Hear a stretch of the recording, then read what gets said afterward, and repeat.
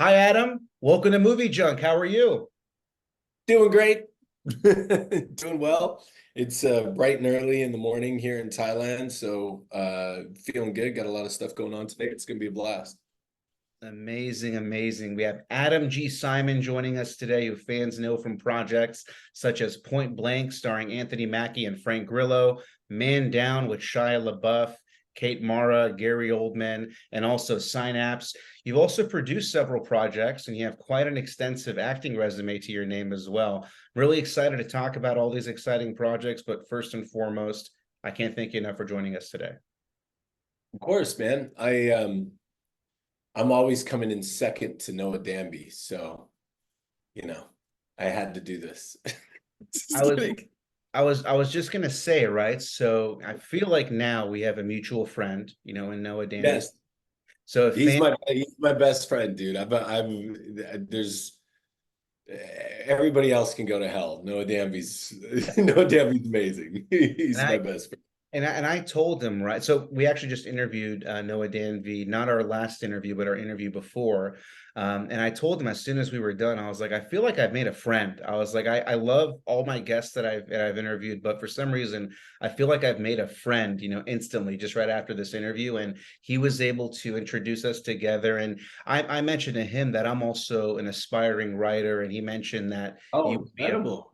perfect guest to interview next. So really Man, thank I you didn't for I doing didn't know this. that about you. That's incredible, man. Like that's awesome. I love meeting people that love writing and love that that part of filmmaking because it's a dying breed and in the feature space for too long, I think writers have been kind of stepped on and looked down on or whatever, just seen as disposable. In the television space, not so much. They're a little more respected and revered, and you get, like the Terry Gilliams and the even J.J. Abrams and Jonathan Nolan and stuff like that. Like they're a little more respected and revered. But I love talking to people that are writers. I love talking to writers. Amazing, amazing. Yeah, and definitely, right? Because especially what intrigued me to wanting to get this interview session going is that your story is very, very unique, right? It's not the traditional Hollywood story. I also want to, get into how you and Noah became best friends, but we'll save that towards the end. But really want to just because this is your first time on our podcast, I'd love to hear sort of what got you started in the business. Now, you don't come from a Hollywood background. So we'd love Mhm. to hear what inspired you to want to become a writer, right? And you wear many hats. You're a writer. I believe you've also produced some projects and you've actually acted in a lot of your projects as well. Yeah. So would love to hear how your journey first began. Yeah, man, I think I could always do one of two things. I could always try to entertain people and make people laugh. That just came from my family background, and or I could you know uh collect money, collect gambling debts.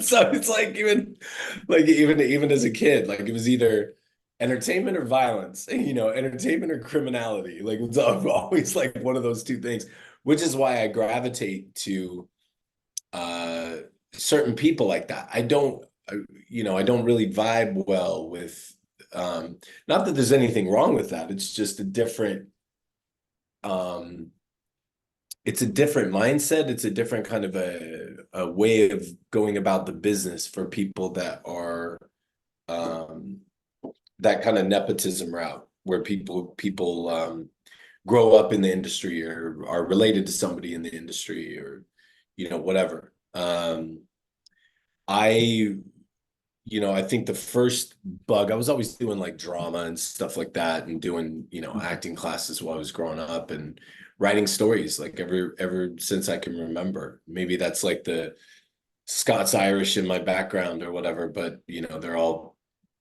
storytellers. It's like that joke, you ever see an Irish boomerang? And it's like, no, it's an Irish boomerang. And it's like, well, you throw it and then it travels around the world telling sad, sad stories about its homeland. That's an Irish boomerang. But yeah, man. So but I think, you know, where it really like kicked into gear is I was working as a bodyguard.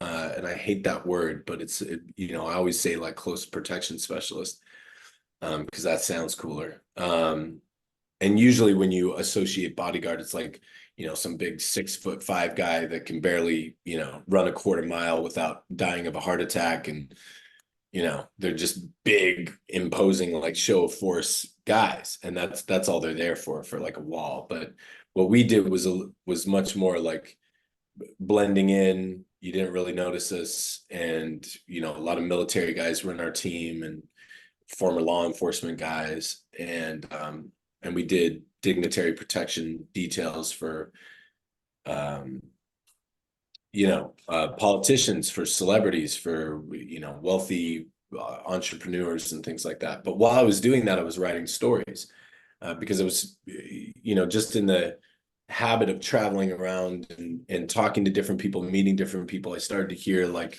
you know, people's stories, and I was like, oh, that would be a cool movie. And I'm just writing. I'm not in a film school or anything like that. And then was working for James Cameron's 3D production company in a very like low level kind of a thing. I was like a set builder and janitor, really, because a certain course of events made it so that I lost my employment, and went through a divorce at the time, and then so I wasn't able to do security. And I had moved to California, back to California. I was living out of state for a few years up until that point. And in California, you need all kinds of certifications and whatnot to be able to do security. So I was doing like bouncer work on the side at different places, like a Barney's Beanery, and was writing a screenplay and then doing, you know, work for Cameron's company during the day. And it was at that time that I went to an acting conservatory in California and started, you know, going there. And while I was there, I was still writing scripts, and I would use the class to like um, put it up on its feet. So I would take scenes that I would write and then give it to actors and have them act it out in class, and then go, oh, that works. Oh, that line really didn't work. Ah, I see, you know, and then go back and change it. And it was in that kind of soup that Man Down came about. And during that time, I was also taking any and every gig, even stuff that was for free, to rewrite scripts, to polish scripts, to give notes, anything that I could do to just get as much exposure to writing as possible, because I really loved it. And I loved taking these things and going and working with actors. And so, you know, that led to Man Down. And then Man Down got picked up. So that was kind of like the start. That was the beginning of it. And quite honestly, man, like for that part of my life and so much more, like I really got Noah to thank for being like the Jiminy Cricket during that time. You mentioned Man Down, right? And correct me if I'm wrong, but I'm sure you were working on you know, multiple scripts at once, right? But were you Yeah. working on a different script, and then something that you saw inspired you to want to write Man Down? Like, because it's based on, you know, a man in service who's got PTSD, but was there something that you saw that inspired you to want to make Man Down, like shift all focus to, I have to write this script now? Man, dude, that's such, nobody's ever freaking asked me that. And that's such a yes. So I was in I was working on this kind of thing because I have PTSD, but it stems from, you know, other things.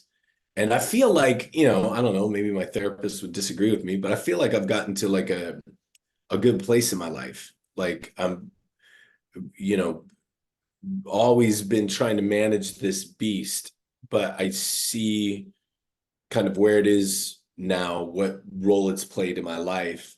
And so I just don't, I avoid those, you know, minefields that you'll step on something and it'll blow up and all of a sudden you're having, you know, like an episode and these things are affecting you. So I feel really good about that. Now, at the time, it was a nightmare. And but I was working on a screenplay just for me, like to just write about what my experience was, like how it was affecting me.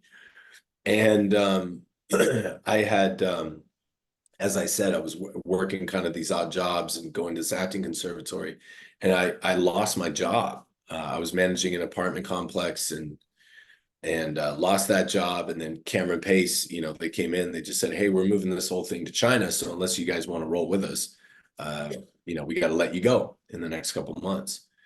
And so all of a sudden I went from making money to making no money. And California is just it's a hellscape unless you come from, unless you got, mommy and daddy, and those words have multiple meanings in LA as well. It doesn't necessarily mean your literal mom and dad, unless you got mommy and daddy, it's either mom and dad or mommy and daddy, paying for all your shit.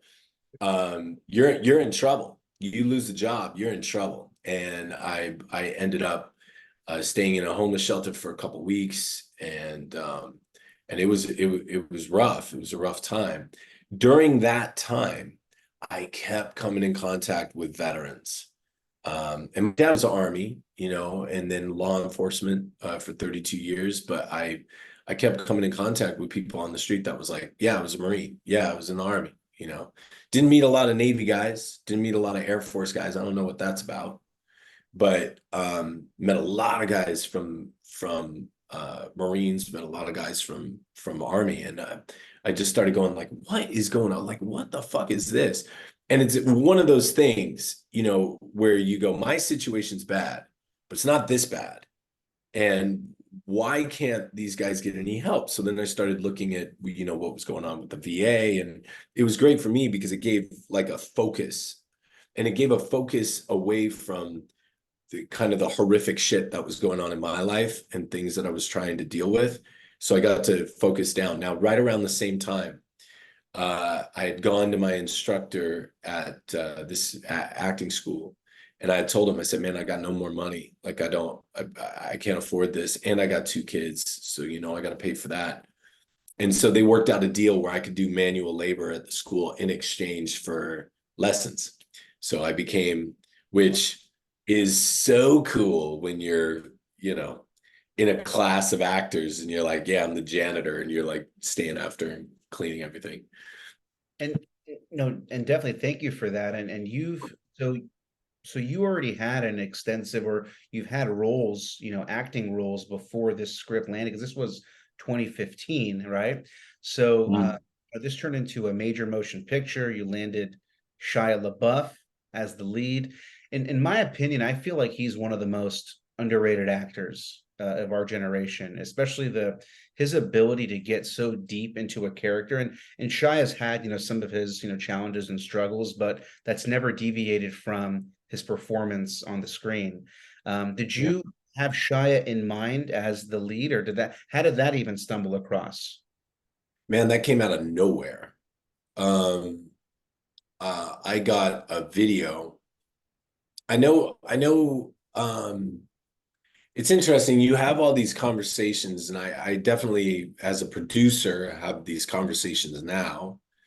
We're producing same producer that I did Man Down with, Patrick Hibbler. We just I have a small producing role. It's like a co-EP role, but we're, Patrick Hibbler, Patrick Muldoon, myself are producing this movie Riff Raff with Dustin Hoffman, Ed Harris, Jennifer Coolidge, and Pete Davidson right now. And Dido Montiel, who directed Man Down, is directing that. That's coming out. Yeah, that's going on right now. Shooting in New Jersey. That's an awesome cast. Yeah, it's really great, and it's a dark comedy. Like, it's so dark, but it's a lot of fun, and it's funny, and it's great. But with Shia, we had circled so many people, man. And the game. Like, you talk to this person, you talk to that person, and we had talked to Ditto, and Ditto's like, I'm thinking Shia. And then we had some producers that were like, what, seeing him as a Marine, like that's fucking crazy, like there's no way. And it's all these stupid conversations, these pointless fucking conversations that you have. They're only the only conversations that I have like that about casting are with people that actually know someone's ability, and whether that's been demonstrated yet or not, right? Like whether or not somebody's played a character like this or not, it doesn't matter. Like they know their ability. And usually producers are just like, I've never seen him play a Marine. Yeah, that's why we're fucking casting him as a Marine. Like that's exactly right. But he's a hell of an actor and he can do this thing. And you just have these like frustrating conversations. Anyway, so Ditto had circled Shia and he read the script. I knew he loved the script and was on it. And then the next thing I knew, I got this video in my inbox of Shia doing a table read of the script, and it was him, Charlie Shotwell, who plays his son, who's also a phenomenal actor, and Kate Mara. And I lost my shit. I the second that I heard his name, I was like, that's the guy. Like that's the guy 100%. And there were some talks about, people going, hey, he's like risky or this or that or whatever. And I'm just like, nah, man, like that's the guy. And I've, loved ever since I met him, because we met on set. That's where we met the first time in person. I consider him to be a friend, and we've stayed in contact and talk about life and family and kids. He's got a new kid and I got a new kid. And and I'm this year, 2024, I'm going to direct a film that he's going to act in. There you go. And so that's really exciting, and that's exciting for me. And it's been a long journey on that story, and I'm finally comfortable with it. And we're going to get down and we're going to grind it out.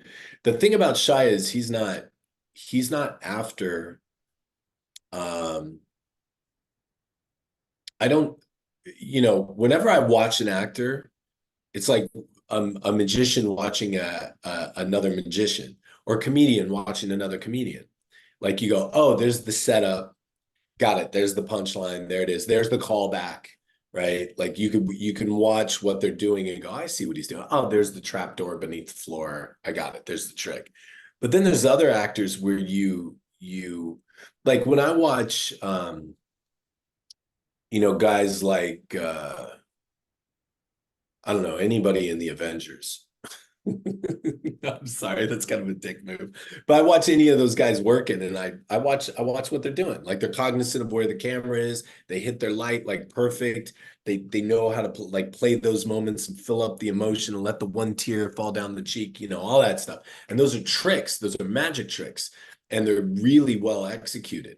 But then you got a guy like Joaquin Phoenix, or you got a guy like Shia LaBeouf, or you got a guy like Ben Foster, or you got a guy like Daniel Day-Lewis. And you watch these guys work, and I'm not saying those actors don't, given certain roles, right? But consistently, Shia's been going after stuff where he's just going after the truth. Like, what's the truth of this moment? Like, what is this? And it starts, he says all the time, he goes, my process starts just by knowing what my character eats for breakfast. That's where it starts. What does he eat for breakfast? Is he grabbing a coffee in the morning? Is he having no breakfast? Is he making the same breakfast every day?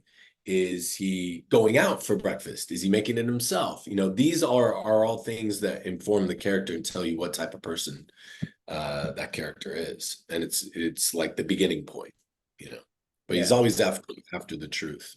Shia definitely embodies the soul of the characters that he takes on, and I know you mentioned that initially with Man Down that there was initial hesitance that Shia hasn't played this type of role before. I know Man Down came out in 2015.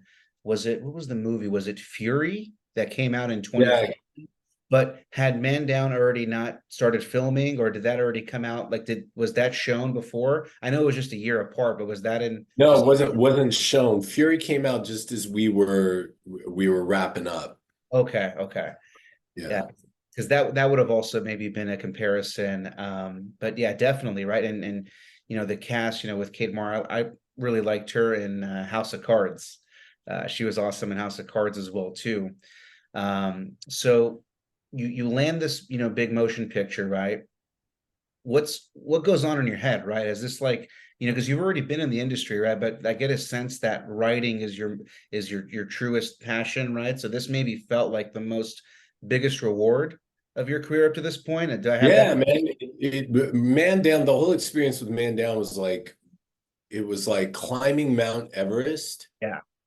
only to get to the top and Hollywood standing there. It's like Bill Hader's Hollywood. I don't know if you've ever seen that. How's it going? I'm a Hollywood. That character that he does. Um, So what happens? Is the phone ringing for, hey, what's next? no, no, Or not at all, dude. In fact, it's the opposite. I get to the top of Everest, in my mind, and Hollywood is standing there and goes, "Hey, how's it going?" So you just climbed what you thought was Everest, right? Like to get to the entrance. No, no, no. That's the mountain behind me, right? That starts at the top of this one. So you got to climb that. But guess what? You don't get to do that yet. And then Hollywood kicks you in the nuts and throws you down, Everest, throws you down to the bottom again. And then you start again. Because what happened was right after that, um, we were premiering the movie in Venice. Foreign press loved it. Screenplay was nominated.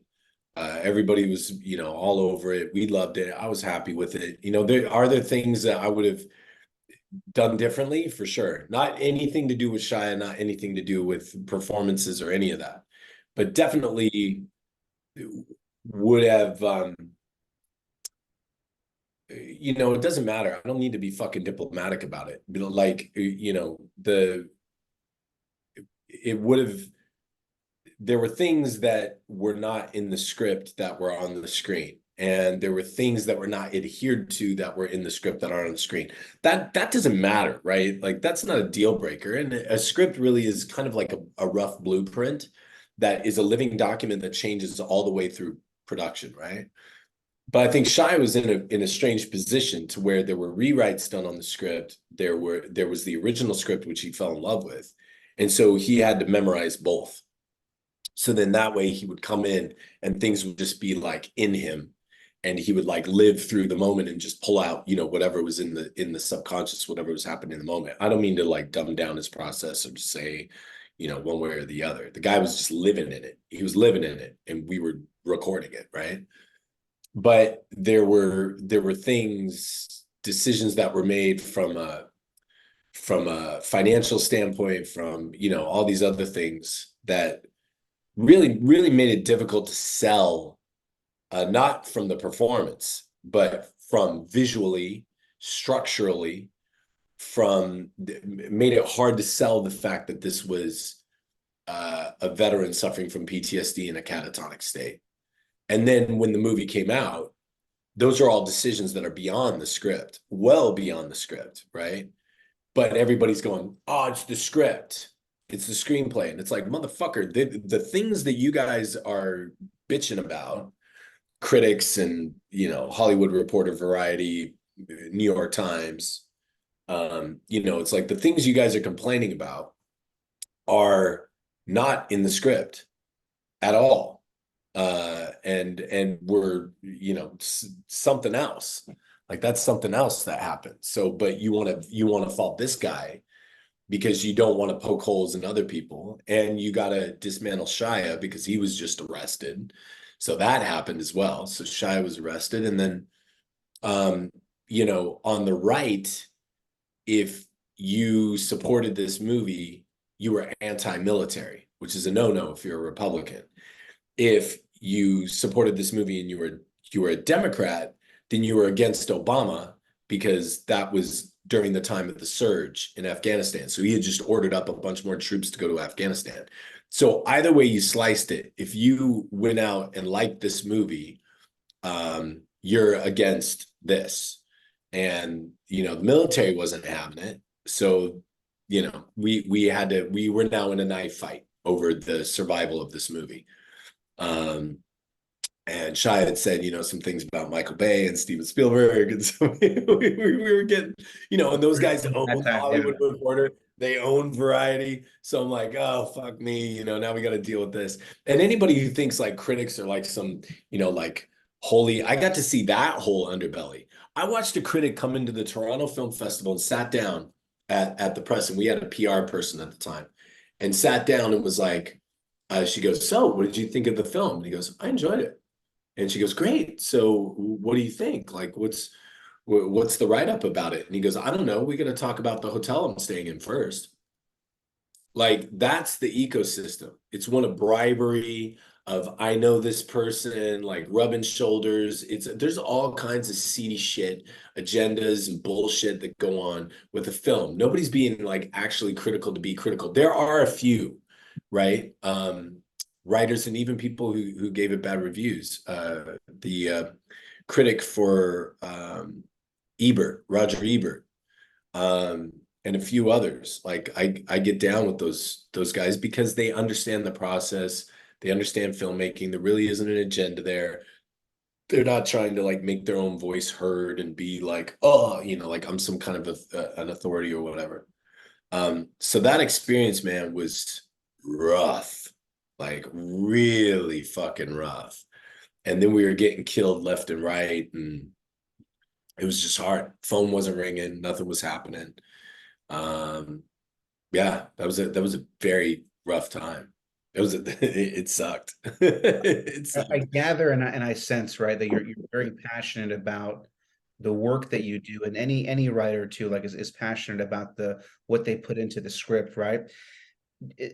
Is it true that and this is just things that I've sort of come across, in reading articles, is it true that writers need to write the movies that fans want to see, or do they need to write the story that they believe in? Is there a They way got both can be mirrored, or is it one or the other? um for anybody to say, um because I've seen like OGs, I've seen people like Aaron Sorkin and David Mamet and you know, fuck man. Like even oh God, what's his name? He's a hell of a writer. Well, even like, Matt or Joe, like the they'll say, I write for me. Like I write for me. I write for myself. I'm not making it for you. Like that's the wrong way to go about it. And then there's been success Yeah. with people who just write for fans. Give us the Snyderverse, that shit, right? Um, Snyderverse. You give me what I want, like that kind of stuff. And like a petulant child. And so like the writer in me makes me go, fuck you. I'm not going to give you what you want. Like I look at it like a chef. Like, no, I'm going to bake what I want to. Well, I'm going to make what I want to make, right? I'm going to do it in the best way that I know how, and then let's see if you like it. Let's see if it resonates. If it doesn't work, then I got to change up the menu. I got to change myself. I got to try to work on something better and be better at what I do. Not like, hi, oh, you didn't, I'm eating a croissant right now, like, well, you didn't like the croissant. Making me Oh, hungry God. right now too. Bad, Adam. Bad, Adam. No, no, you didn't like the croissant. I'm so sorry. Oh, God, what can I do? What can I do? I don't know.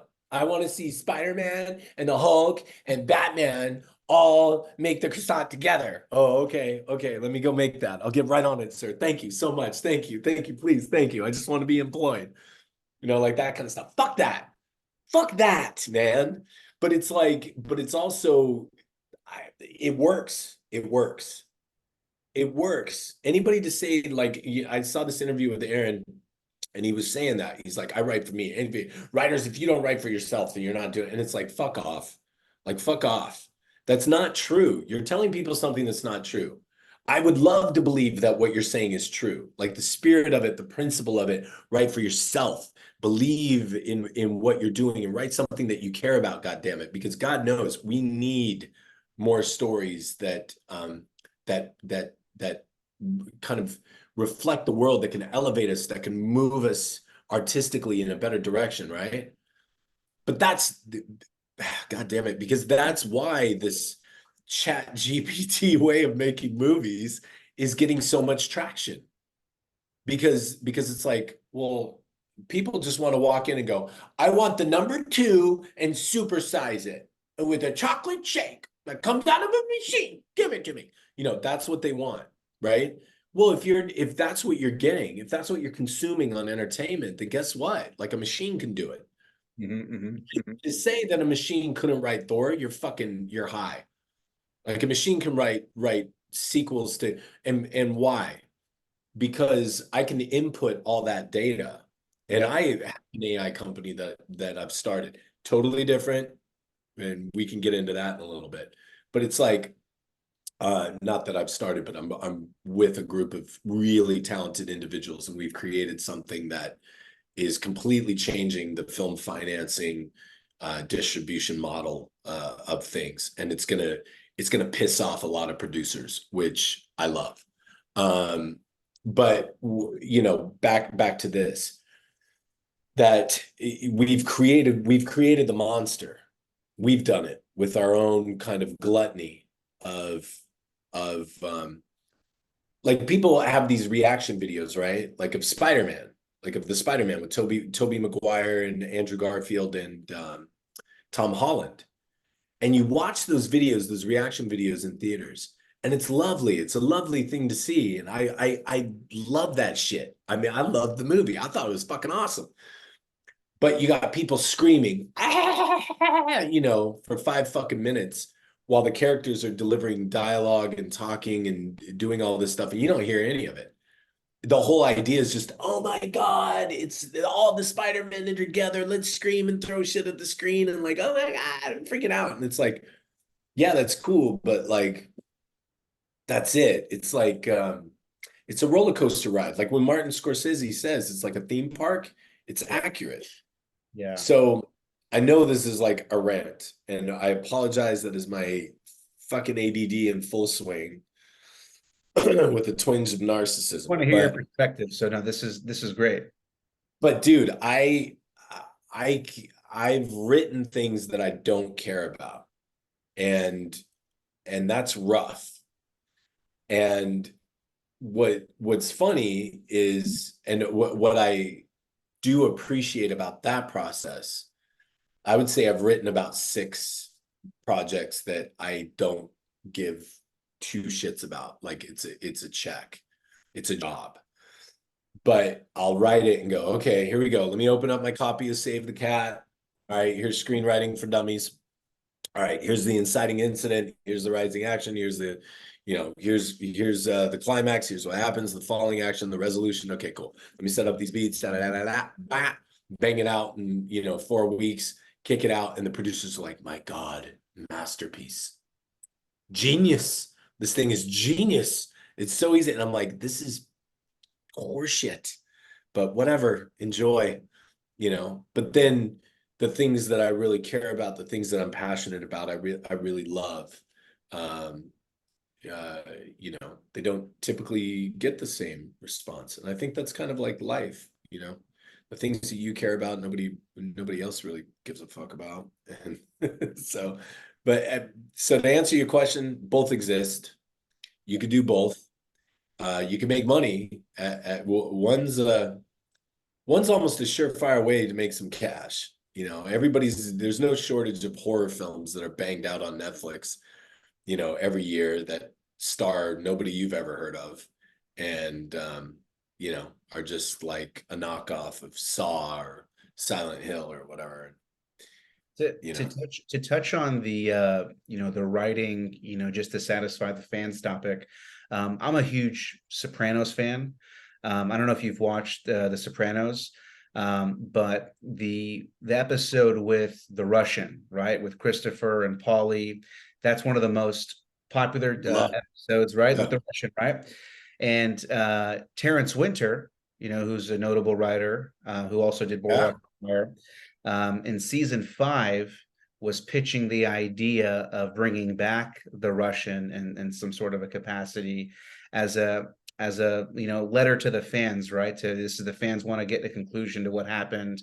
And they were talking about how, Christopher goes in to pay the Russian boss, and then like to the side you'll see the Russian sort of sweeping away, but sort of, with this piece of his brain missing, to where he sees Christopher but can't actually speak into what actually happened, right? And Terrence Winter was pitching this to David Chase, saying that the fans would love to see this. And up until that point, apparently David Chase was on board until Terrence Winter said the fans would love it, and said that's exactly why we shouldn't do it, right? Yeah. So yeah, definitely, like in scenarios where kind of, that led me to kind of think about that, everything that you said, right? Like sometimes just because the fans really want to see something, that doesn't necessarily mean that that's what we need to actually write or produce. But yeah, there is a sense to where, like, the world to where is it, you're writing for the paycheck or writing for the passion, and just kind of finding an equilibrium is tough. And I know this. There's two films that I've been trying to cast right now. And the feedback that I keep seeing, not directly from the artists themselves, and this is actors, this is directors, this is financiers, is just like, nah, man, I need a hit. I need a pop hit.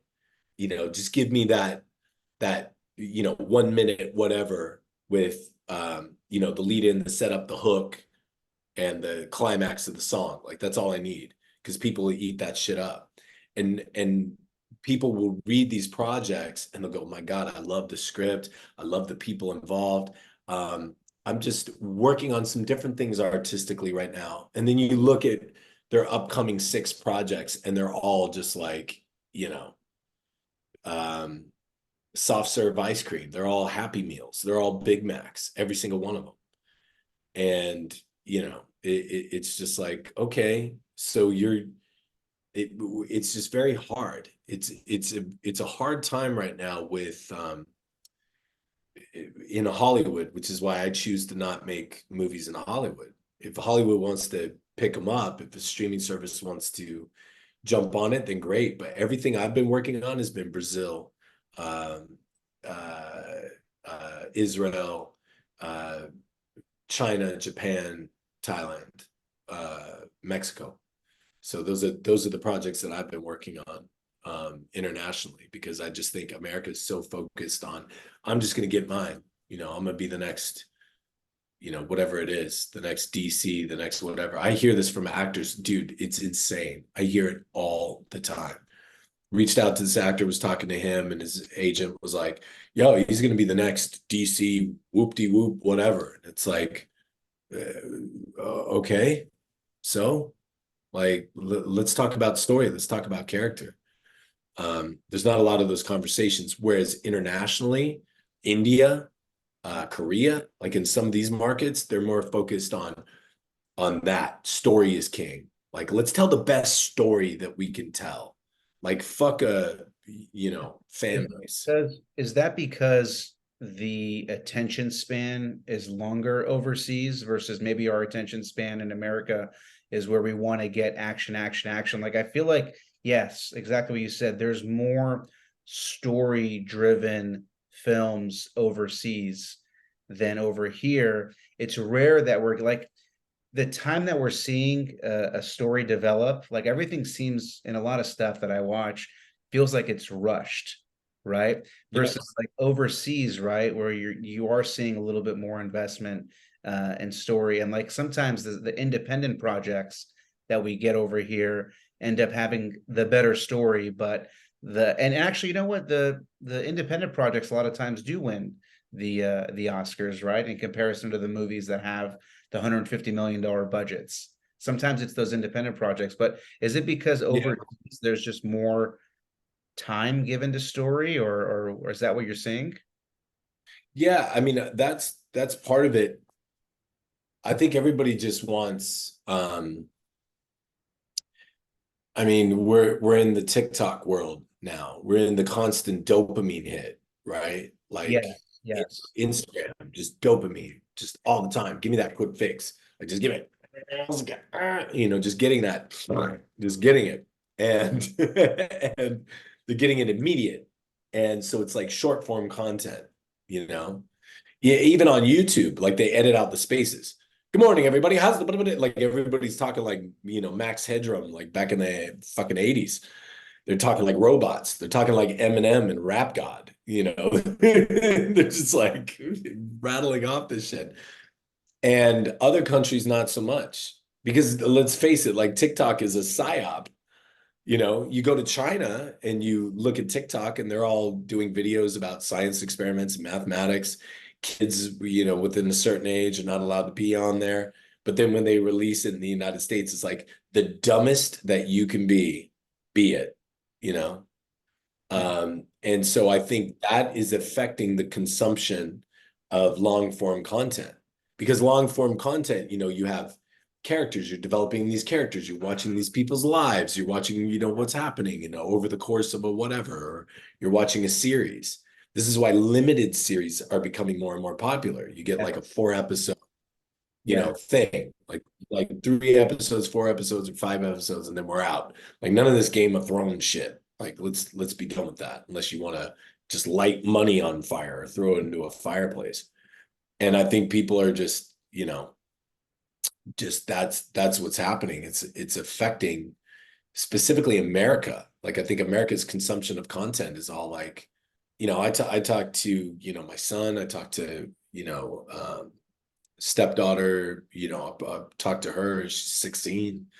And I'm just like, what are you liking? And it's, people aren't really sitting down and consuming this stuff. If you look at Netflix's numbers, the numbers that they released of what was successful and what wasn't, well, it turns out it's a hell of a lot different than what they were advertising. And so, yeah, I just think we're in a really bizarre time. We're in a really weird time where things are shifting and they're changing really fast, incredibly fast, neck break speed. So it'll be interesting to see how it affects content.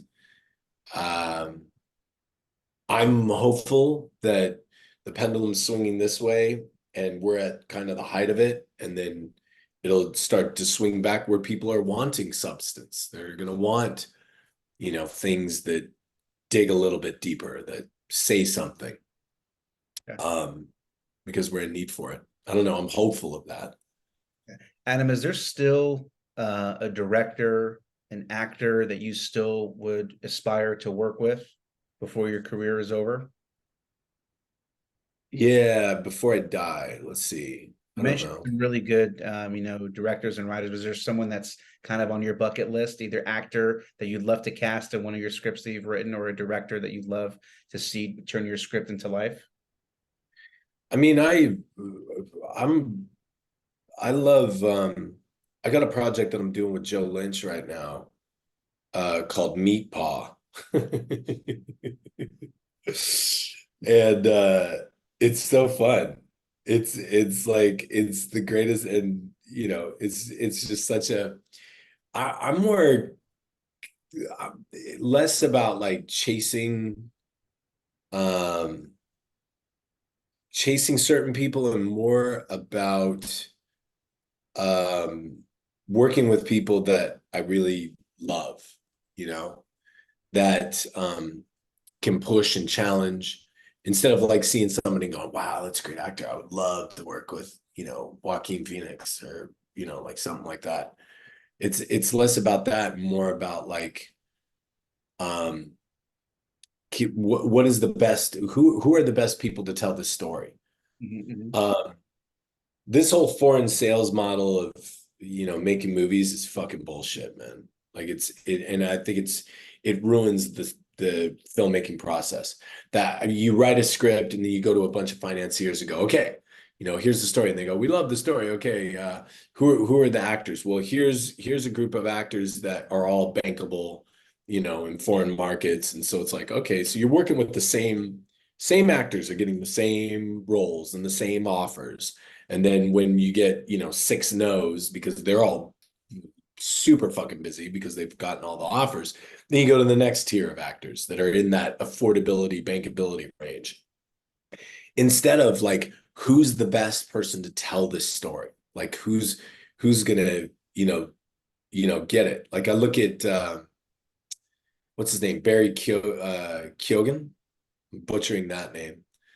He was in Eternals. He's in Yeah. I mean, he's such a brilliant actor. Like he's so freaking great. Like I think that guy would be great for two of the projects that I'm working on. But I look at like Meat Paw and it's like Joe's so fun. Like Lynch is so fun. Like his sets are so great. He treats everybody with a lot of respect and a lot of kindness. Um, and I think, coming to know him over the years and understand him a little bit is that um, certain people will take that as a weakness. Certain people will look at that and go, well, this guy's, very knowledgeable about film. He's like a film nerd. He's like, I don't, they'll look at that kindness and his attention to like sit with an actor and respect their opinion and and really kind of collaborate with somebody. They'll look at that as weakness because there is this kind of old model of like directors got to be like, this is the fucking way it goes. Like this is the, Michael Bay, get the fuck out of my shot, like that kind of shit. And it's like, you don't need that. I don't want that. I don't Yeah. want that. Yeah. Like that doesn't mean be a pushover either. It means you got to be able to defend your position. Like this thing that I'm doing with Shia, like I talked to him about the project and he's like, nah, I'm not with that. And we respect each other's opinions so we can go back and forth on stuff like that.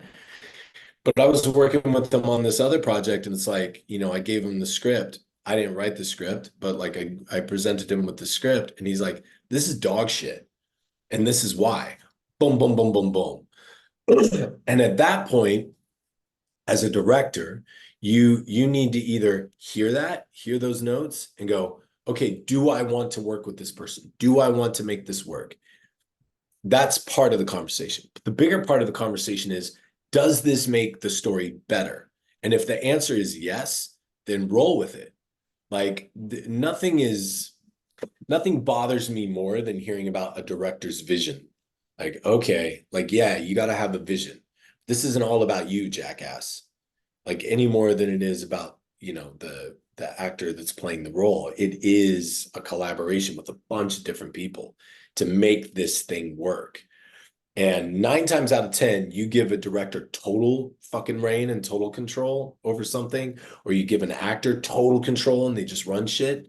It might work a few times, but then that shit's going to go off the rails because I've seen directors that were banging shit out, man, and like making some like dynamite projects. This goes back to Tarantino saying, I think directors got 12 good films and then they're done. And then seeing these same directors, who were titans, back in the day, now, banging out shit and you're like, what are you doing? And most of the time I find that where they're going off the rails, it's because they're surrounding themselves with yes people. And if you come in and you go, hey, this isn't like you gotta like this isn't working. This isn't an effective story. Like there's a better way to do this. And they go, fuck you. Then it's like it just doesn't work. So like for me, I'm more interested less in talent. I'm more interested in like who can I dance with? Like who can challenge me? I can challenge them. This is even on the screenwriting because I've co-written a bunch of stuff. And I love co-writers where it's like we challenge each other, but we're not precious because it's our idea. Like I don't go, well, I really love this and this has to be in there because I love it and me.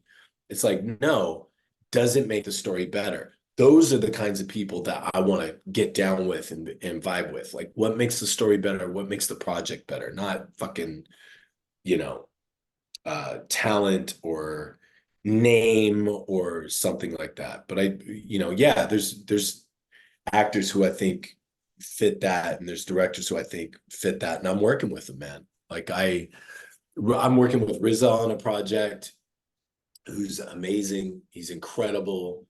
There's some cinematographers I'm working, Brandon Cox is a really incredible person that I have a lot to learn from.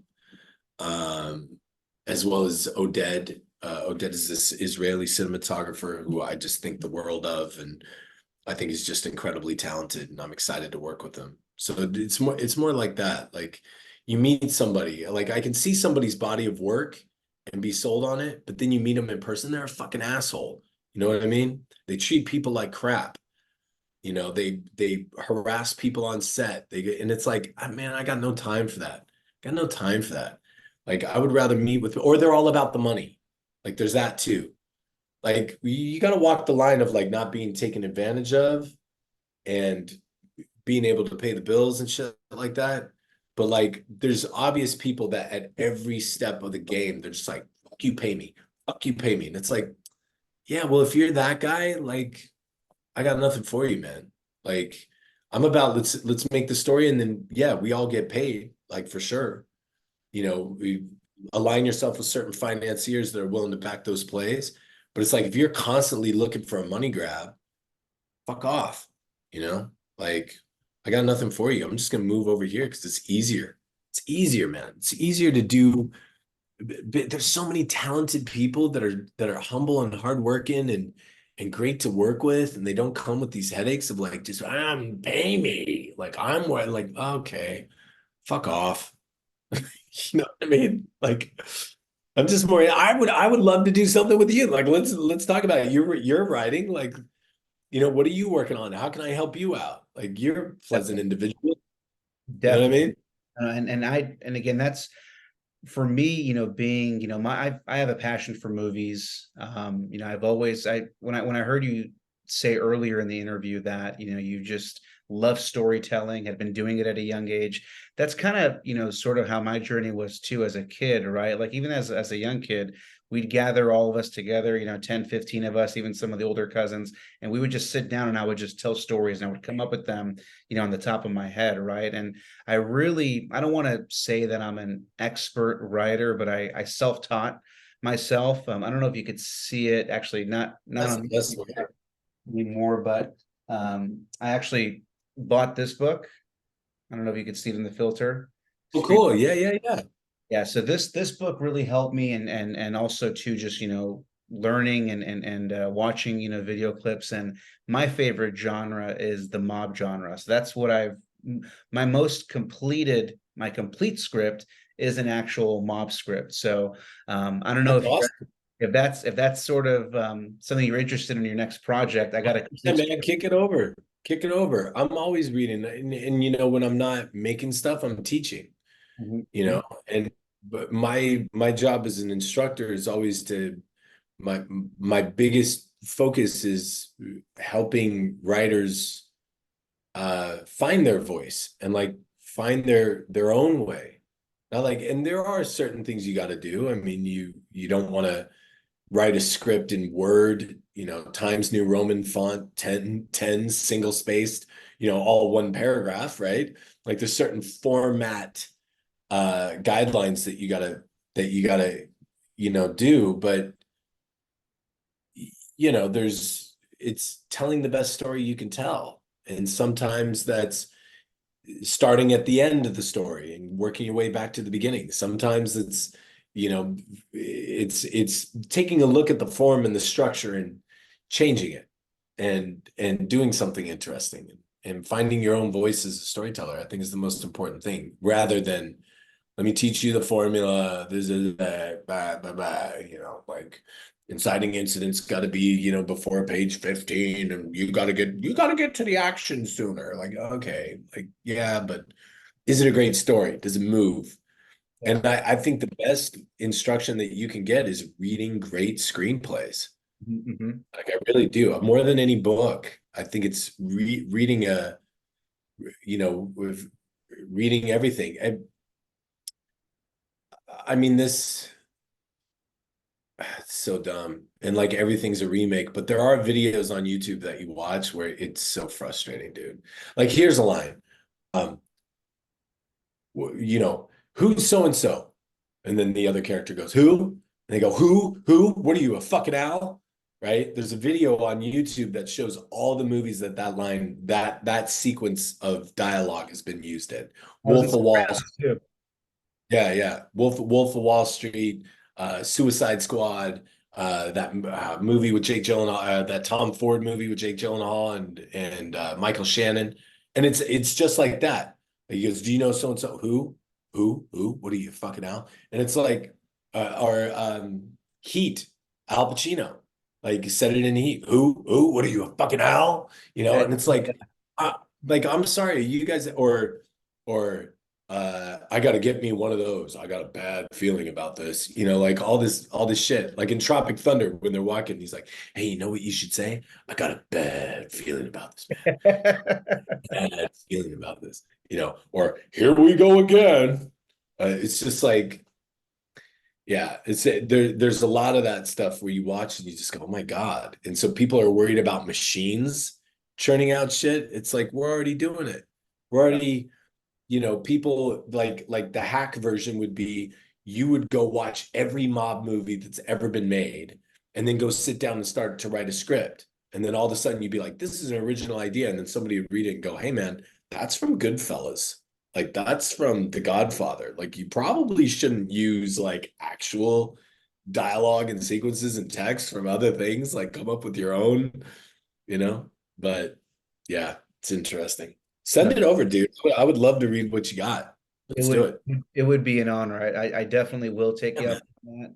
And I also want to be extremely respectful of your time. I feel like we also need to do a round two, and maybe Yeah. We'll do a round two, man. That's my fault. I'm just, it's been so long since I've done one of these that I just diarrhea the mouth. I think we may even need to sneak on our buddy Noah. Maybe we can have both of you guys on. I think that would be a Oh fun my one. God.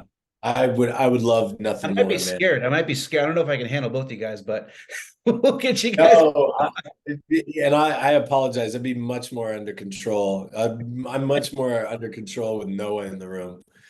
Um, It'd be man, a blast. you asked me something. I will answer this, and then we can wrap it up. Noah. Here's the great thing about Noah. There's somebody that someone can look at his career and go, resilience, persistence, diligence. Like the guy keeps going and he's got something on the table right now that he can't talk about, nor I can, but it's massive. And it's so great to see him Amazing. getting this role. Um, but I just watch him and it's like, there'll be dry spells and he's working, he's doing security, he's doing all kinds of stuff, and then boom, he gets a thing. Then all right, I'm in. And then just continually working as an actor. And I knew I was going to be, with this dude, we were just going to be best friends. I mean, God, that was like 2012, 10, I think, when I met him or something. But he was in Burbank and we went out to dinner. We had a mutual friend who introduced us, and we went out, we grabbed a bite. And he started telling this story. He was just telling a story about something that happened to him. And by the end of the story, we were in this restaurant. He had everybody sitting around him. Like everybody was sitting around. He goes, man, and done it. He's telling this story, and all of a sudden, like strangers, like he's just sitting on this table, like telling the story. And I'm like, this fucking guy, like he's such an amazing storyteller. It was just incredible. And then we just hit it off, and we've stayed friends since. He's like my longest friend. And I run everything by him. I write something, I send it to him. And he'll read it and come back and go, and give notes. And I sent him my first draft of Man Down, and he read it and was like, hey, I think you're on to something, maybe try this, maybe try that. And gave me some notes on some things. But he's fantastic. And the stories, the life that guy has led, um, just incredible, and an amazing human being. You asked me somebody I want to work with, Noah. Like Noah, I'm dying to direct something that Noah acts in, and I think we're close. We'll have something, but he's such a tremendous actor, and he's so dedicated and just after it. I can't say enough about him. He's just an incredible human being. He's great to have around. Yeah, I mean, Um, he created, this opportunity, obviously, for us to meet and to have you on our podcast, and I couldn't agree more. He's a sweet guy, very, very extremely talented, really multi-dimensional in all the different roles that he plays. So yeah, I mean, I had a blast. I told him, I said, I feel like I made a friend. He did mention that he's working on something really exciting that he can't share yet, but we were using that as a segue for round two with him as well. But definitely would love to get you back again. Obviously, you have a lot of exciting projects that you're working on too. Oh, So dude, after the first of the year, shit's gonna be like, there's so much stuff happening in Q1, Q2 of 2024. It's gonna be a blast. excited. So yeah, we'll definitely talk about those projects. But really, Adam, just wanted to thank you. I mean, really, for me, as being an aspiring writer, it was really educational. I think there's a lot of our fans that are also both aspiring to get into the business, that they're going to learn a lot from this interview. If anything, they're going to have just fun, obviously hearing your perspective as well. But can't thank you enough for coming to Movie Junk, and hopefully we can get you on a few more times next year. Dude, 100%. Anytime you want to have me, great. And I would say to anybody who's listening who's a writer, I know it's stupid, but like writers write, like keep writing, read great screenplays. Don't get caught up in like the books on screenwriting. I would just read great screenplays. Read as many read every, screenplay that for a movie that you love, for the movies that you like, and start there, and also don't beg permission. Like, try to find unique and creative ways. Maybe you write something and you put it up as a play. Maybe you write something and you do a conceptual video for it on YouTube. Maybe you network with different collaborators, but don't be beholden to these gatekeepers that just want to pay you $800 to option your script and tell you to fuck off. Like fight for what you believe in, and that's it. Keep writing, keep studying, keep moving. Amazing advice. Hi, brother. Adam, thank you so much. Thank you. This is a great combo, even though it was Blast. perfectly one-sided, and I apologize for my rants. Thank Can't thank you enough, and you, brother. we'll talk more, and can't wait to share with the fans. Awesome, buddy. We'll talk soon. Awesome. Thank you, Adam.